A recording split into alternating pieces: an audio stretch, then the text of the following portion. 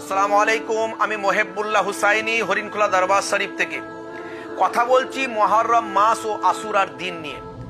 আরবি মাসের প্রথম মাস মুহররম। 4টি মাসকে হারাম ঘোষণা করা হয়েছে, তার মধ্যে একটি মুহররম। হারাম কথার অর্থ হলো একদিকে পবিত্রতা আর একদিকে নিষিদ্ধতা। পবিত্রতা মানে ভালো ভালো কাজ, ইবাদত বন্দেগী, নামাজ রোজা বেশি বেশি করতে হবে এই মাসে। আর নিষিদ্ধ মানে হলো অন্যায় অপরাধ পাপ থেকে এই মাসে বেশি বেশি বিরত থাকতে হবে। এই মাসের 10 তারিখকে আশুরার দিন বলা হয়। ওই দিনের অনেক গুরুত্ব, অনেক বড় বড় ঘটনা ওই দিনে ঘটেছে। আদম নবীকে জান্নাত থেকে বের করা হয়েছে ওই দিনে।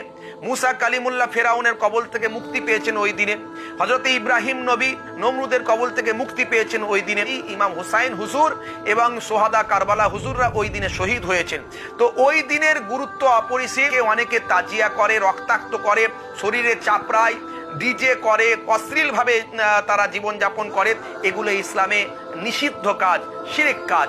বরং রসুলের নাতিদের আদর্শকে বুকে ধারণ করতে হবে, তাদের ত্যাগ আখলাককে আমাদের চরিত্রে বাস্তবায়িত করতে হবে এবং রসুলের নাতি আহলে বায়াতকে ভালোবাসতে হবে। দয়ার নবী বলেছেন, তারাকতু ফিকুম মাইন আখাযতুম বিহি লান তাদিল্লু কিতাবাল্লাহি ওয়া ইতরাতি আহলে বাইতি।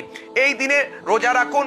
একটা রোজা রাখলে 1 বছরের পূর্বের গুনাহ মাফ হয়ে যায়। 2টি রোজা রাখুন, 9 তারিখ এবং 10 তারিখ। বেশি বেশি আমার বক্তব্যটি শেয়ার করে দিন। ধন্যবাদ।